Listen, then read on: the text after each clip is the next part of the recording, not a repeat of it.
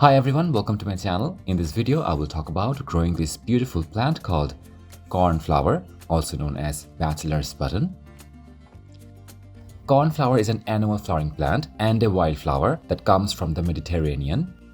It is a beautiful plant that has very unique and delicate looking flowers that come in amazing blue colors. They also come in pink and various other shades of white and blue.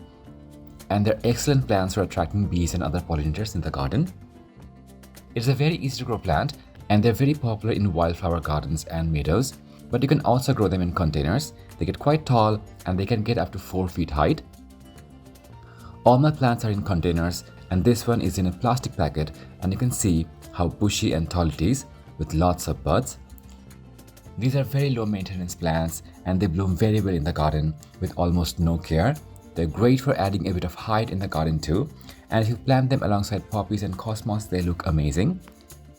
In my location, it is grown in the winter-spring season. In cooler climates, they can be grown in the summertime.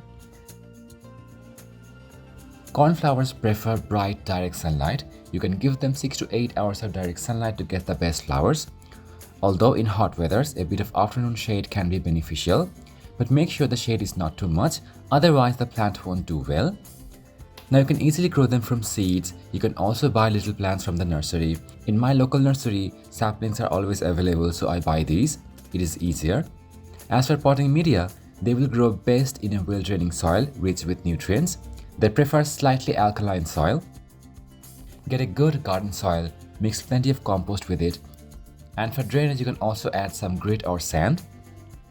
As for feeding, I just apply a light liquid mustard cake solution. You can use any organic liquid feed every 10 to 15 day gap for potted plants. Once before the flowers come, you can feed them with some compost and some granular feed, and that will be enough. Keep the soil moist and water them regularly. Avoid watering on the leaves. It can cause fungus problems. Water at the base in early morning and try not to overwater them. After the flower, if you can, deadhead them. Remove the dry blooms to keep the plant clean and encourage more blooms for a long time. They usually don't get much pest attack, but you can spray neem oil weekly to prevent any fungus or pest problems. You can save the seeds to grow them next season.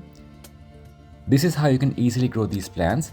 I love their wildflower nature and the beautiful bright blue color.